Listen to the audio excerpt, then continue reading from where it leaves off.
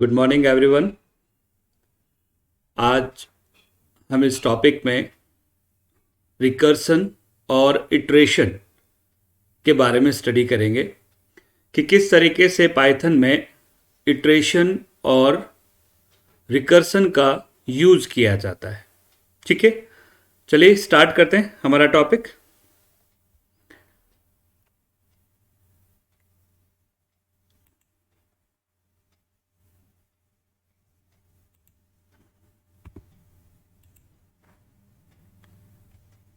Iteration and recursion. Iteration का मतलब होता है रोटेट करना, ठीक है, और रिकर्सन का भी मतलब क्या होता है? रोटेशन। कहां तक?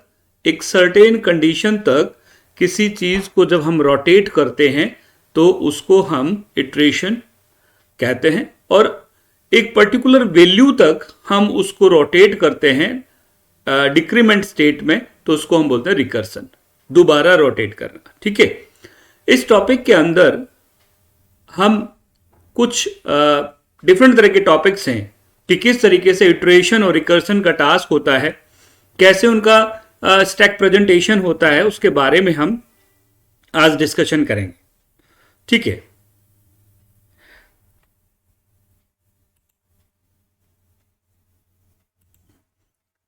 सबसे पहले आता है कि जब भी हम इटरेशन करते हैं तो इटरेशन के लिए हमको कंडीशन बहुत ज्यादा जरूरी होती है।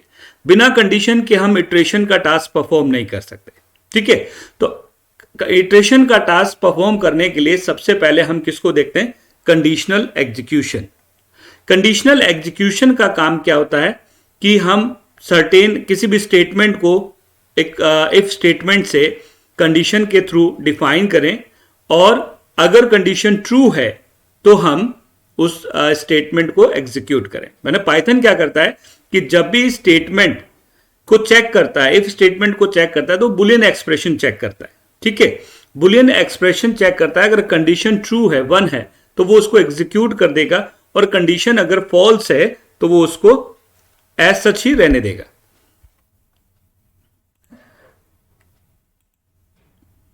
नाउ वी मूव टू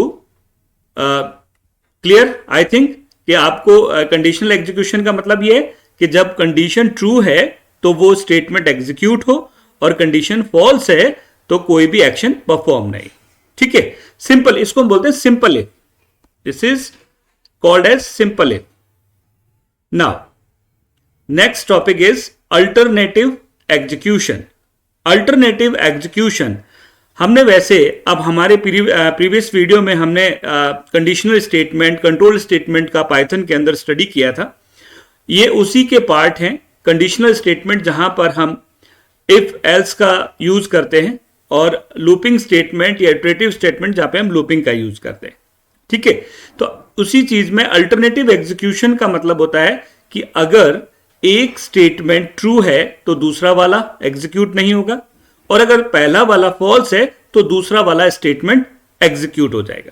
ठीक है, इस चीज को परफॉर्म करने के लिए हम इफ एल्स स्टेटमेंट का यूज कर सकते हैं। इफ एल्स स्टेटमेंट के लिए हम एक सिंपल सा एक एग्जांपल ले सकते हैं कि हमने कंडीशन दे दी कि x अगर 2 से पूरा पूरा डिवाइड होता है, यानी जो उसका रिमाइंडर है, मॉड्यूलस है, वो 0 आता है, तो इवन नंबर प्रिंट कर दे, अदरवाइज एल्स नंबर। अगर मान लो कोई यूजर x की वैल्यू 3 डालता, रिमाइंडर 1 आता है, तो वो क्या करेगा? अल्टरनेटिव में जाएगा, एल्स के अंदर जाके उसको एग्जीक्यूट करेगा। क्लियर? ये जो हमने डिफरेंट तरह के जो सब पार्ट किए कंडीशन के, वो कहलाती है ब्रांचेज। अल्टरनेटिव जो चीज है, जैसे एल्स का जो हमने पार्ट एग्जिस्ट करा, उसको हम बोलते हैं branches. Now third is chain condition. Chain condition when we use more than if condition. अगर हमारे पास में इफ से ज्यादा कंडीशन होती है तो हम उसके लिए चेन कंडीशंस का यूज करते हैं। इसको हम सिंपली इस तरीके से if else if else if else ladder भी कह सकते हैं। ठीक है, it is a simple statement which are studies in previous videos. Conditional statement में हमने इसको वहां पे स्टडी किया था, वहां पे आप उसकी डिटेल देख सकते हैं। तो इस स्टेटमेंट के अंदर हम मोर देन कंडीशन, जब हमारे सामने एक से दो से ज्यादा कंडीशन हो तो हम एल इफ को यूज कर सकते हैं। L if is abbreviation of else if. जो एल इफ है वो एब्रीविएशन है एल्स इफ का। तो हम इस तरीके से मोर देन वन कंडीशन को यहां पे डिफाइन कर सकते हैं कि इफ ग्रेटर देन वाई, अगर कंडीशन ट्रू है तो एक्स, अगर एक्स वाई से बड़ा है तो इस तरीके से हम दूसरा, और अगर मान लो ऊपर जितने भी एल्स इफ में हमने कंडीशन दी वो सारी की सारी हमारी फॉल्स हो गई तो एल्स वाला स्टेटमेंट एग्जीक्यूट होगा। लास्ट में जो एल्स स्टेटमेंट है वो एग्जीक्यूट होगा। Clear? Now next is nested condition. That is the important concept of Python programming.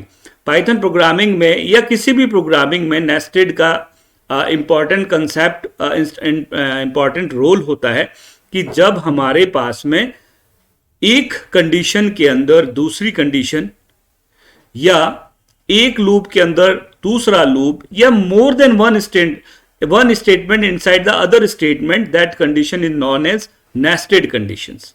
तो नेस्टेड कंडीशन में या तो हम एक साथ लॉजिकल ऑपरेटर का यूज करके एक ही कंडीशन को एक ही स्टेटमेंट में दे दें, और या फिर हम उसको अलग अलग डिफाइन भी कर सकते हैं। तो जब हम अलग अलग डिफाइन करते हैं तो पहली कंडीशन एक्सटर्नल बन जाती है और दूसरी कंडीशन हम इंटरनल के रूप में देते हैं। इंटरनल कब एग्जीक्यूट होगी? जब एक्सटर्नल कंडीशन ट्रू होगी तो ही इंटरनल कंडीशन एग्जीक्यूट होगी। उसको हम बोलते हैं नेस्टेड कंडीशन। पाइथन में नेस्टेड कंडीशन यूज करते समय जो इंपॉर्टेंट चीज हमारे सामने आती है वो है इसका इंडेंटेशन। इंडेंटेशन होना बहुत जरूरी है। अगर हमने प्रॉपरली इंडेंटेशन नेस्टेड में यूज नहीं किया तो पाइथन एरर शो करता है। ठीक है? Now the main topic is recursion. Recursion means a process which is call itself.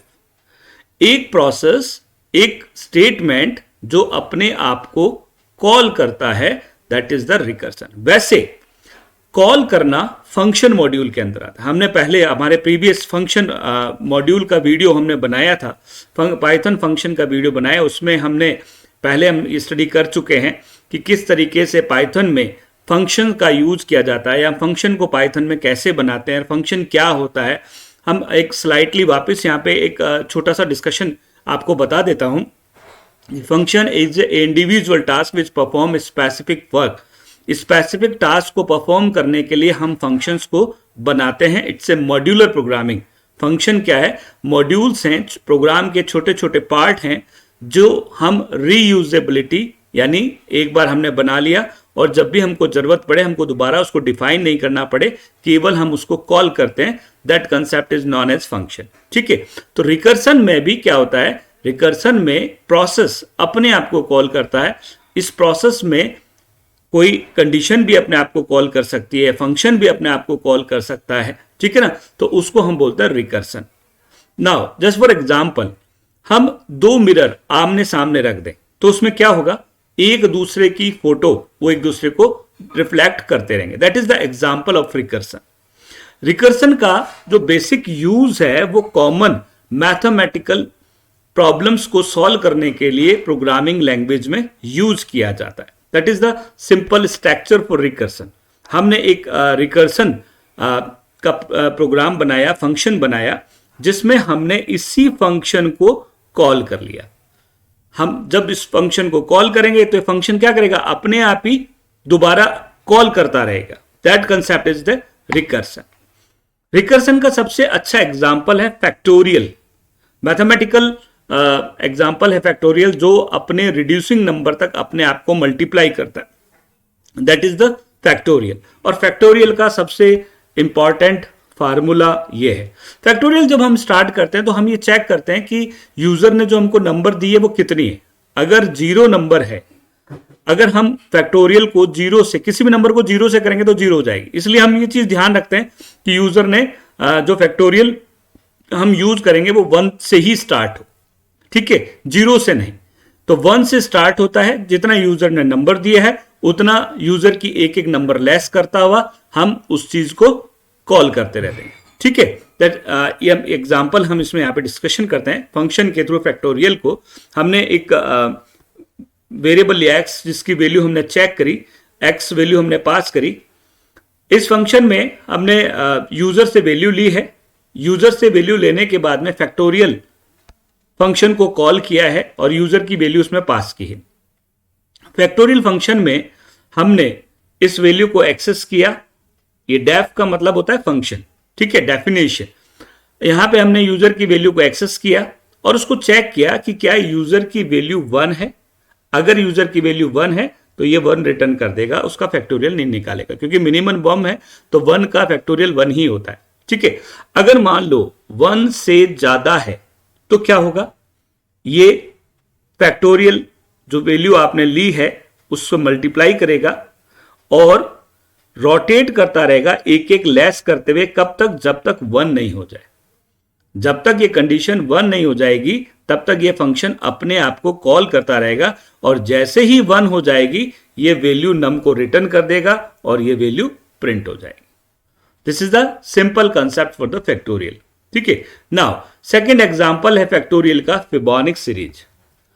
Fibonacci series एक इटालियन मैथमेटिशियन थे जिन्होंने दी थी सीरीज, ठीक है। बेसिकली सीरीज की कहानी है कि इटली में रैबिट्स के ऊपर उन्होंने देखा कि रैबिट्स की पॉपुलेशन पेयरिंग के अंदर, जो लास्ट में पेयरिंग है उसके ऐड होके वो पेयरिंग के अंदर नंबर बढ़ती है, तो उसी चीज पर उन्होंने फिबोनिक सीरीज को डिस्कवर किया। फिबोनिक सीरीज में 2 वैल्यू हम बेस बनाते हैं जिसमें फर्स्ट 0 सेकंड इज 1, उसको हम ऐड करके थर्ड सीरीज, फिर सेकंड थर्ड को ऐड करके फोर्थ सीरीज। इस तरीके से हम जितना हमारे को सीरीज दिया हुआ है वहां तक हम उस सीरीज को कंप्यूट करते हैं। This is a simple example for the Fibonacci series. हमने बेस एक फंक्शन बना लिया फिबोनिक रिकर्सिव का। यहाँ पे हमने जैसे कि भी मैं कहा कि 2 बेस लेंगे, हमने लिया n1 कर दिया उसको, हमने फिबोनिक रिकर्सन को यूज किया, सेम वही चीज जो हमने ऊपर एक्सेस करी थी, हमने वहां पे सिर्फ मल्टीप्लाई किया था और यहां पे हम क्या कर रहे हैं, फर्स्ट को प्रीवियस से, जो हमारे पास करंट है उसको प्रीवियस से ऐड कर रहे हैं और इस तरीके से हमारे पास में जो रिजल्ट आता है वो जो पुरानी जितनी भी कैलकुलेशन है वो डिस्प्ले हो जाती है। अब आता है कि मेन यूज क्या है, व्हाई वी यूज रिकर्सन। तो रिकर्सन का सबसे अच्छा यूज क्या है कि हम अपने कोड को आसानी से लिख सकते हैं। जो चीज हम 10 बार रिपीट करना चाहते हैं और अगर मान लो हम एक सीधा एक कोड के अंदर रिपीट करें तो हमारे पास नंबर ऑफ इंस्ट्रक्शन, नंबर जो स्टेटमेंट है वो रिड्यूस हो जाएंगे। दूसरी बात, हम कोड को आसानी से समझ सकते हैं, ठीक है, it is easier to read और एकदम स्ट्रेट फॉरवर्ड हमारा स्टेटमेंट है, हम उस चीज को यूज कर सकते हैं। Number of lines, number of codings, number of statement इसके अंदर रिड्यूस हो जाते हैं। इटरेशन के अंदर, रिकर्सन के अंदर हम कॉम्प्लेक्स टास्क को डिफरेंट सब मॉड्यूल में डिवाइड कर सकते हैं। हमने फंक्शन बना लिया, अब जितनी बार भी हमको जरूरत पड़ेगी हम उसको कॉल कर सकते हैं। तो we can perform break down of large module into smaller modules के हम इसको डिवाइड कर सकते हैं और जो भी ऑपरेशन परफॉर्म किया जाता है वो सिक्वेंशियली प्रोसेस के थ्रू किया जाता है नेस्टेड के अंदर। That is the main advantage of the recursion. But जिस तरीके से कॉइन के 2 पहलू होते हैं उस तरीके से एडवांटेज के साथ में डिसएडवांटेज का होना भी जरूरी होता है। तो सेम उसी तरीके से रिकर्सन का डिसएडवांटेज, कई बार ऐसी स्थिति हो जाती है रिकर्सन में कुछ ऐसे स्टेटमेंट आ जाते हैं जिसका लॉजिक्स जो है वो बहुत ज्यादा कॉम्प्लिकेटेड हो जाता है, ठीक है। उस लॉजिक को अगर मान लो 10 स्टेटमेंट को हम एक ही स्टेटमेंट में डालने की कोशिश करेंगे तो कहीं ना कहीं हमारे लॉजिक्स में, हमारी कैलकुलेशन में, हमारे फार्मूला के अंदर प्रॉब्लम क्रिएट होती है और हर आदमी वो फार्मूला, जो एक लेमन पर्सन है वो कॉम्प्लिकेटेड फार्मूला नहीं समझ सकता। That is the big problem in the recursion. Now second is बार बार अगर मान लो आपने प्रॉपरली रिकर्सन को हैंडल नहीं किया और इनएफिशिएंटली आपने स्टेटमेंट या उसकी कॉलिंग की है तो आपकी जो मेमोरी है वो बहुत ज्यादा वेस्ट होगी। इस रिकर्सन फंक्शन को डिबग करना भी टिपिकल होता है, ठीक है ना, hard in the comparison of simple statement. Simple statement को आसानी से हम डिबग कर सकते हैं, लेकिन जो रिकर्सिव फंक्शन है उसको डीबग करना थोड़ा सा हार्ड होता है। नाउ सारी प्रॉब्लम रिकर्सन से सॉल्व नहीं की जा सकती। ऐसा नहीं है कि रिकर्सन एक रामबाण दवा है जो हम जो भी चीज इटरेशन हम यूज करना चाह रहे हैं तो हम सारी रिकर्सन से कर लें, दैट इज नॉट पॉसिबल। ठीक है, कुछ ही प्रॉब्लम हम रिकर्सन से सॉल्व कर सकते हैं। और बेस जो केस है, कई बार क्या होता है कि हम बेस केस को अगर हम डिफाइन नहीं करते हैं तो फिर ये इनडेफिनेटली रोटेट होता रहता है, सिस्टम हैंग हो जाता है। ठीक है, now next topic is simultaneous assignment. Simultaneous assignment, simultaneous का मतलब होता है पैरेलल और असाइनमेंट का मतलब होता है वैल्यू को असाइन करना। ठीक है, पाइथन एक ऐसी लैंग्वेज है जो एक साथ एक से ज्यादा वेरिएबल को एक ही स्टेटमेंट के अंदर वैल्यू असाइन करवा सकता है। इस प्रोसेस को, इस कंसेप्ट को हम बोलते हैं simultaneous assignment. Just for syntax, हमको जितने वेरिएबल लेने हैं हम कॉमा लगा के ले सकते हैं पाइथन के अंदर, और असाइनमेंट ऑपरेटर का यूज करके हम उन सीक्वेंशियल वेरिएबल, जिस तरीके से हमने जिस सीक्वेंस में वेरिएबल लिया है उनकी वैल्यू को हम कॉमा के थ्रू असाइन कर सकते हैं। जस्ट फॉर सिंपल एग्जांपल, हमने एक वेरिएबल लिया x1 y2, दोनों को वैल्यू असाइन कर दी। ठीक है, अब हम असाइनमेंट ऑपरेटर का, साइमल्टेनियस असाइनमेंट ऑपरेटर का यूज करके हम एक ही स्टेटमेंट में वैल्यू चेंज कर सकते हैं। कैसे? y की वैल्यू क्या है 2, x में अभी वैल्यू क्या है 1, हमने इंटरचेंज कर दी, y में हमने x की वैल्यू असाइन कर दी, x की वैल्यू हो गई 1 और y की वैल्यू क्या हो गई 2, तो ये हमारी वैल्यू इंटरचेंज। जो वैल्यू x में 1 और 2 थी, अब हमारे को यहां पर क्या दिखाई देगी 2 और 1 दिखाई देगी। This is the swapping concept, swap.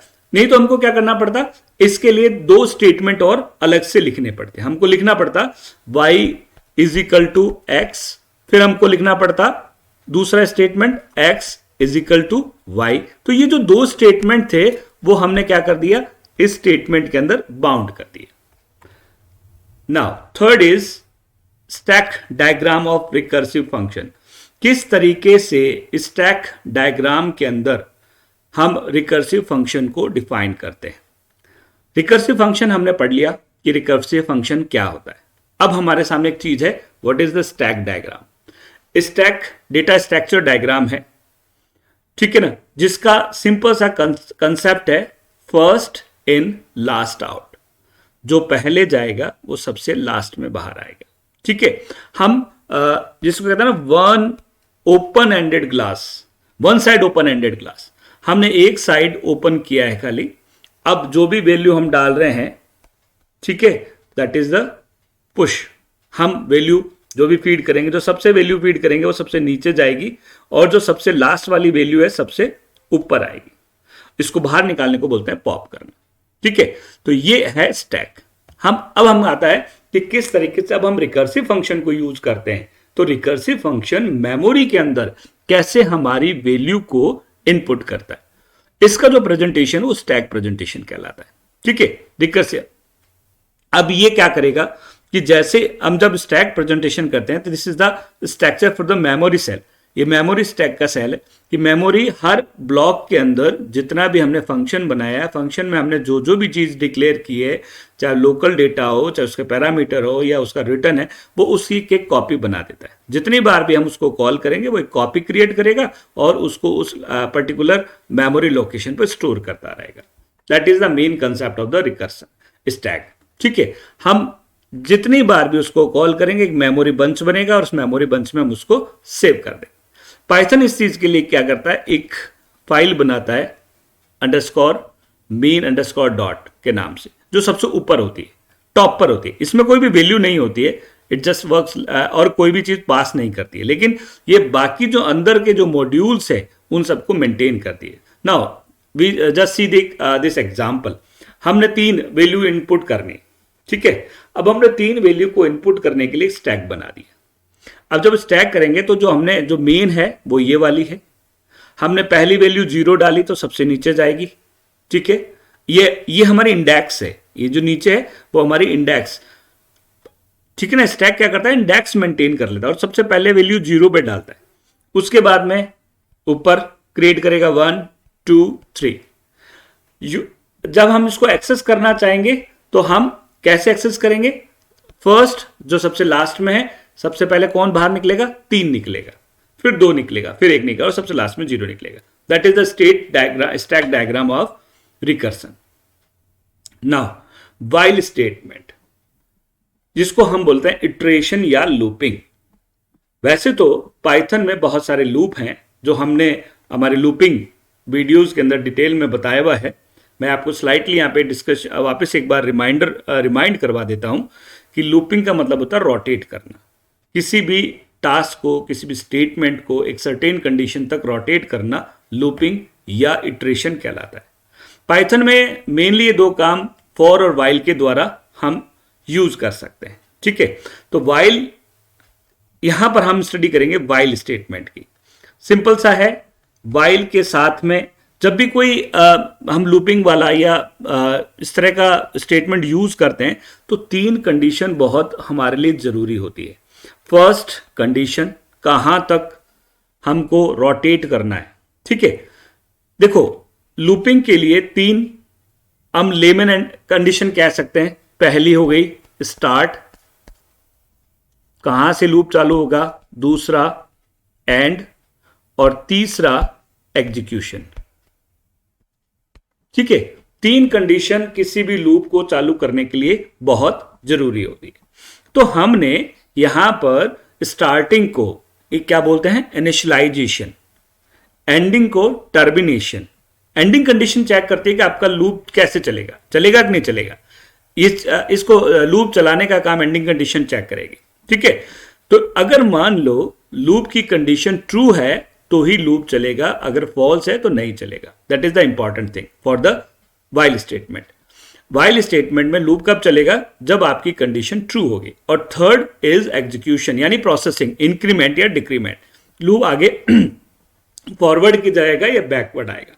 तो हम इस तरीके से यहां पे यूजर से कितने टाइम तक हमको काउंट डाउन करना है, हमने यूजर से वैल्यू ली, वैल्यू को लेके हमने वैल्यू चेक करी कि यूजर वाली वैल्यू क्या बड़ी है, 0 से बड़ी है, तो हमने उस वैल्यू को पहले प्रिंट किया और फिर उस वैल्यू को रिड्यूस करते हुए यानी -1 रिड्यूस करते हुए हमने हेलो मैसेज प्रिंट किया, ठीक है। तो इस तरीके से यूजर जितनी वैल्यू देगा उसके अकॉर्डिंग हम उसको डिफाइन कर सकते हैं। लेकिन हाँ, अगर हमने लूपिंग कंडीशन में लॉजिकल मिस्टेक कर दी तो हमारा लूप इनफिनिट भी चल सकता है, एंडलेस भी चल सकता है। That is the main drawback of this repetitive loop.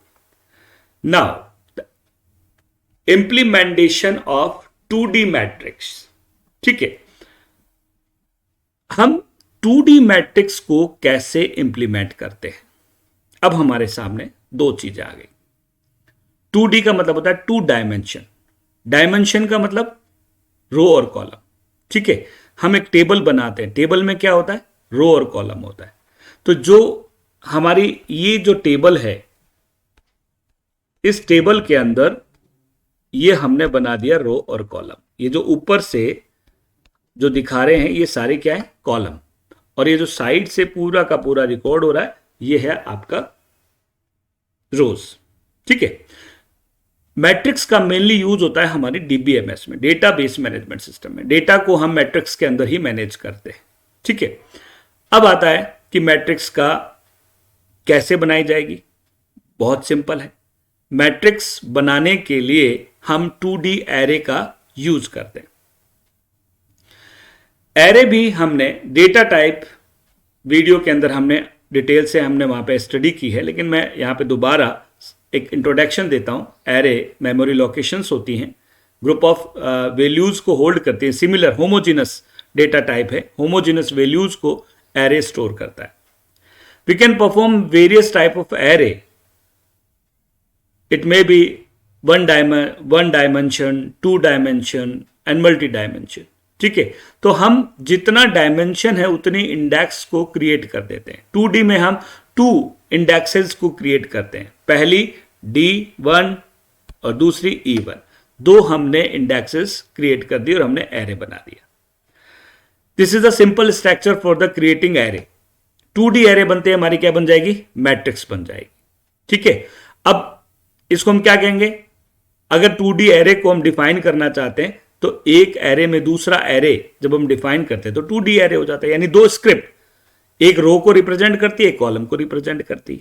ठीक है, नाउ अब आता है हम क्या क्या ऑपरेशन परफॉर्म कर सकते हैं 2D एरे के अंदर। सबसे पहला एरे क्रिएट करना या एरे में वैल्यू इनपुट करना। हम इनको सिंपल सा प्रोग्राम के थ्रू डिफाइन कर सकते हैं कि जब हम एरे, यूजर से हम पहले पूछें कि एरे कितने साइज का बनाना है, यूजर जिस साइज का एरे दे उसी के अकॉर्डिंग हम उसमें वैल्यू इनपुट करवाएं, और जो वैल्यू आई है हम उस वैल्यू को असाइन करें। फिर लूप के थ्रू हम उस साइज, जितना उसने साइज दिया है उस साइज के अकॉर्डिंग हमने एरे की वैल्यू इनपुट करी, अपेंड फंक्शंस को यूज किया। ठीक है, इनपुट डॉट अपेंड को यूज कर, अपेंड का काम क्या है, फर्स्ट रो इनपुट करने के बाद में नेक्स्ट रो जो है वो फर्स्ट के लास्ट में इनपुट करता है, that is the append function. तो इसके थ्रू हमने हमारा एरे यहां पर यूज कर लिया। जब हम उसका आउटपुट करते हैं एरे इनपुट का, एरे इनपुट के अंदर हमने वैल्यू एक्सेस कर रखी है, डायनेमिक वैल्यू दे रखी है। डायनेमिक वैल्यू अंदर जैसे जैसे लूप में वैल्यू आएगी वो इस वैल्यू के अंदर एरे इनपुट के अंदर चल जाएगी और एरे इनपुट को हम बाद में प्रिंट कर लेंगे। नाउ दूसरा हमारा एग्जांपल है एरे की वैल्यू को डिस्प्ले करना। हमने प्रोग्राम के अंदर एरे की वैल्यू दे दी, हम उसके इंडेक्स के थ्रू उसकी वैल्यू को डिफाइन कर सकते हैं। हमने यहां पर 4x4 का इंडेक्स बनाया है। ठीक है, अब हमने क्या करा, यहां पर 4 4x4 की मैट्रिक्स बनाई। ठीक है, अभी हमने 4 रिकॉर्ड डाल दिए इसके अंदर। अब हम फर्स्ट प्रिंट क्या कर रहे हैं, 0 वाला रिकॉर्ड कर रहे हैं। क्या कर रहे हैं, एक स्क्रिप्ट दिखाइए। तो ये जो 0 वाली पहली इंडेक्स कौन सी होगी, 0 1 2 3। ठीक है, तो ये फर्स्ट, ये 2, ये 3 और ये 4। तो जो 0 हम दिखाएंगे तो ये फर्स्ट वाला रिकॉर्ड दिखा देगा। सेकंड में हमने क्या करा है कि हमने केवल ये बताया है कि फर्स्ट इंडेक्स लेनी है, फर्स्ट इंडेक्स का सेकंड एलिमेंट लेना है। ठीक है ना, फर्स्ट इंडेक्स का सेकंड एलिमेंट लेना है। क्लियर। अब फर्स्ट इंडेक्स का सेकंड एलिमेंट कौन सा होगा, ये 0 वाली इंडेक्स और ये सेकंड, यानी हमको इसमें से डेटा लेना है। और कौन सा डेटा लेना है, सेकंड डेटा लेना है। सेकंड कब आएगा, इंडेक्स बाय डिफॉल्टली 0 से स्टार्ट होती है, तो पहली वैल्यू सेकंड की ब्लॉक की कौन सी है, 15, दूसरी वैल्यू क्या है 6 और सेकंड वैल्यू क्या है 10। 0 पे क्या है 15, फर्स्ट पे 6 और सेकंड पे क्या है 10, तो 10 डिस्प्ले हो गया। ठीक है ना, इसको हम एरे के इंपोर्ट फंक्शन से भी कर सकते हैं। लाइब्रेरी के थ्रू भी हम एरे के फंक्शन इंपोर्ट करके इस चीज को डिफाइन कर सकते हैं, डायरेक्ट हम इसको डिस्प्ले कर सकते हैं। ठीक है, वैल्यू को इंसर्ट करने के लिए इंसर्ट फंक्शन का हम यूज कर सकते हैं। Insert function direct library function है, हम उसको कॉल करके इसको यूज कर सकते हैं इंसर्ट फंक्शन को। ठीक है, ये पड़ा हमारा फंक्शन। हमको जो भी वैल्यू इंसर्ट करनी है, कहाँ पे करनी है, तो पहले हमने लोकेशन बताई उसकी। ठीक है, ये 2x4 का हमने एक मैट्रिक्स बनाया जिसके अंदर हमने एक बताया कि कौन सा रिकॉर्ड इंसर्ट करना है और कौन सी लोकेशन पे करना है। ये जो 1 है वो लोकेशन है। ठीक है, तो फर्स्ट लोकेशन 0 और सेकंड लोकेशन क्या है 1 वाली, तो ये देखिए 1 वाली लोकेशन पे आपकी वैल्यू स्टोर हो गई by this function. Now update करना, अपडेट का मतलब जो आपके एरे में आपने वैल्यू डाली है उसको चेंज करना। ठीक है ना, एडिट करना। तो अपडेट करने के लिए हम डायरेक्ट फंक्शन का यूज कर सकते हैं। एरे फंक्शन को हमने कॉल कर लिया, हमको कौन सी वैल्यू अपडेट करनी है हमने यहाँ पे बता दिया कि 0 पर 10 और 8 डालना है और 1 पर 9 डालना है। तो जब हम ये हमारी 1, ये पहली वाली 0, ये हमारी वाली 1। ठीक है, तो 1 में पहले में तो हमने क्या करना था 10 8 डालना था, तो ये पूरी की पूरी, क्योंकि हमने स्क्रिप्ट का आगे लोकेशन नहीं बताया कि कौन सा चेंज करना है, तो हमने पहले 0 चेंज करी 10 8 से, तो 0 पर 10 8 रिप्लेस हो गई। दूसरी में हमने क्या बताया कि 1 स्क्रिप्ट के अंदर सेकंड जो एलिमेंट थर्ड जो सेकंड एलिमेंट उसको चेंज करना है, किससे 9 से रिप्लेस करना है। तो यहां पर सेकंड एलिमेंट जो था वो 12 था, उसकी जगह क्या हो गया 9 रिप्लेस हो गया, बाकी सेम एलिमेंट पड़ा रहा। ठीक है, इस तरीके से हम किसी भी वैल्यू को डिलीट भी कर सकते हैं डेल मेथड के थ्रू। हम जिसको डिलीट करना है हमको वो वैल्यू बतानी पड़ेगी और जब हम वैल्यू बताएंगे उसको हम डिलीट कर देंगे। ठीक है, तो हमने यहाँ पे क्या करा, 1 स्क्रिप्ट को डिलीट किया। खाली अगर हम एक आउटर देंगे तो पूरी की पूरी रो को डिलीट करेगा, और अगर उसके साथ में सब स्क्रिप्ट देंगे, 2 स्क्रिप्ट देंगे तो 2 स्क्रिप्ट के अंदर वो उसकी लोकेशन को डिनोट करेगा। ठीक है, तो इस तरीके से डेल ऑपरेशन को हमने यहाँ पे क्या करा है, 1 वाली को डिलीट किया है, तो ये 12 वाली जो है वो डिलीट हो जाएगी। नाउ साइज देखना है तो सीधा सा लेन मेथड का हम यूज करके हम एरे का साइज दिखा सकते हैं कि एरे कितने साइज का है, उसमें कितने रिकॉर्ड हैं। ठीक है, तो हम उसको अपेंड हमने अभी बात कर ही चुके हैं कि अपेंड का काम क्या है, न्यू रिकॉर्ड इंसर्ट करना होता है। तो हम न्यू रिकॉर्ड इंसर्ट कर सकते हैं अपेंड के थ्रू। स्लाइजिंग, अलग अलग पार्ट के अंदर जो हमारे रिकॉर्ड हैं, हमने एक लिस्ट बना रखी है, इंटीग्रेटेड लिस्ट बना रखी है। लिस्ट डेटा टाइप है पाइथन के अंदर, हम लिस्ट के थ्रू अलग अलग रिकॉर्ड को भी डिफाइन कर सकते हैं बाय द स्लाइजिंग। स्लाइजिंग के अंदर हम उसके इंडेक्स बता देंगे और उसके अकॉर्डिंग अलग अलग जो रिकॉर्ड एक लिस्ट में थे वो अलग अलग शो कर देगा। That is the स्लाइज। स्लाइज का मतलब सब पार्ट, एक पूरी स्ट्रिंग का छोटा छोटा जो पार्ट होता है उसको हम बोलते हैं स्लाइज। इसके साथ में ये तो जनरल ऑपरेशन थे 2D मैट्रिक्स के, हम इसके साथ में कुछ अदर ऑपरेशन भी परफॉर्म कर सकते हैं 2D मैट्रिक्स पर, जैसे 2 मैट्रिक्स को ऐड करना। जब 2 मैट्रिक्स को ऐड करेंगे तो हम 2 मैट्रिक्स इनपुट करेंगे पहले और उनका एडिशन देंगे। एडिशन के लिए सिंपल सा हमारे पास कंसेप्ट, आई रो जे कॉलम, उसके बाद में रिजल्ट के अंदर सेम वही चीज लूप में चलाएंगे। पहले हम उसकी रेंज बताएंगे, उसके साथ में उसको लूप चलाएंगे तो जो पहली रो है वो पहली रो के एलिमेंट दूसरी मैट्रिक्स की पहली रो के एलिमेंट से ऐड हो जाएंगे और उसी तरीके से कॉलम के एलिमेंट कॉलम से ऐड हो जाएंगे और ये हमारी एडिशन मैट्रिक्स बन जाएगी। सेम उसी तरीके से हम लिस्ट के थ्रू भी ये डिफाइन कर सकते हैं, एरे के थ्रू भी बना सकते हैं और लिस्ट के थ्रू, ये लिस्ट के थ्रू बनाया है हमने। ठीक है, हम डायरेक्ट हमने 2 लिस्ट ली और 2 लिस्ट को हमने डायरेक्ट एक्सेस कर लिया फॉर का लूप चला के। ठीक है, उसके बाद में ट्रांसपोज कर सकते हैं। ट्रांसपोज का मतलब होता है इंटरचेंज करना, रो को कॉलम में चेंज करना और कॉलम को रो में चेंज करना। That is the transpose matrix. ठीक है, मैट्रिक्स में क्या होता है, रो की वैल्यू तो कॉलम के रूप में शो हो जाए और कॉलम की वैल्यू रो के रूप में शो हो जाए तो उसको हम ट्रांसपोज बोलते हैं। That is the transpose. ठीक है, हम इसके अंदर ट्रांसपोज भी शो कर सकते हैं। पहले लेंथ निकालेंगे, और लेंथ कितनी है, क्योंकि लेंथ जो रो की लेंथ कॉलम की बनेगी, कॉलम की रो की बनेगी, उसके बाद में वैल्यू एक्सचेंज हो जाएगी। हमने यहाँ पे वैल्यू एक्सचेंज कर दी। ठीक है, 2 लूप चलाने पड़ेंगे, फर्स्ट लेन को डिनोट करेगा, सेकंड वाला इनर पहली रो को, दूसरा कॉलम को, क्योंकि दोनों एक्सचेंज हो गए तो उसको हमको क्या करना पड़ेगा, नेस्टेड लूप के अंदर रिप्रेजेंट करना पड़ेगा। ठीक है, उसी तरीके से लिस्ट में, इसी तरीके से मल्टीप्लीकेशन का ऑपरेशन भी 2 मैट्रिक्स को हम मल्टीप्लाई भी कर सकते हैं। मल्टीप्लाई करने जहां पहले हमने एडिशन किया था वहां मल्टीप्लाई कर देंगे। ठीक है, इस तरीके से हम सिंपल सा कंसेप्ट है, हम उसको मल्टीप्लाई कर देंगे और ऐड कर देंगे मल्टीप्लाई करके दोनों मैट्रिक्स रो की। अच्छा, मैट्रिक्स के अंदर जो सबसे इंपॉर्टेंट चीज होती है वो उसकी आईडी होती है। कैसे होती है, ये सिंपल सा कंसेप्ट है। ये हमारी मैट्रिक्स है। ठीक है, मैट्रिक्स के अंदर ये कॉलम हो गया, ये आपकी रो हो गई, ये आपका 0, ये 0, ये 1 2, ये क्या हो गया 1 2 3। अब ये जो आईडी है, इस पहले ब्लॉक का आईडी क्या होगा 0 0, इसका क्या होगा 1 0, इसका क्या होगा 2 0, ये क्या होगा 3 0। ये आईडी जो होते हैं ना वो यूनिक होते हैं और इन्हीं के बेस पर ये सारी ऑपरेशन को परफॉर्म किया जाता है। ठीक है, उसी तरीके से नेस्टेड लिस्ट के अंदर भी हम इसको नेस्टेड लिस्ट के थ्रू भी मल्टीप्लिकेशन कर सकते हैं मैट्रिक्स को। तो ये हमारे आज का टॉपिक था जिसके अंदर हम पाइथन के अंदर किस तरीके से इटरेशन और रिकर्सन का ऑपरेशन परफॉर्म कर सकते हैं वो हमने डिस्कशन किया। अगर कोई क्वेरी है तो आप मुझे मेरे ब्लॉग पर लिख सकते हैं नीचे कमेंट्स के अंदर आप अपनी क्वेरी मुझे सेंड कर सकते हैं। Thank you and good day.